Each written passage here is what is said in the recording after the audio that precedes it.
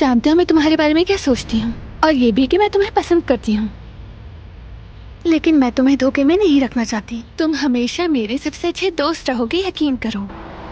Restaurant जा रहे हैं। तो आ जा।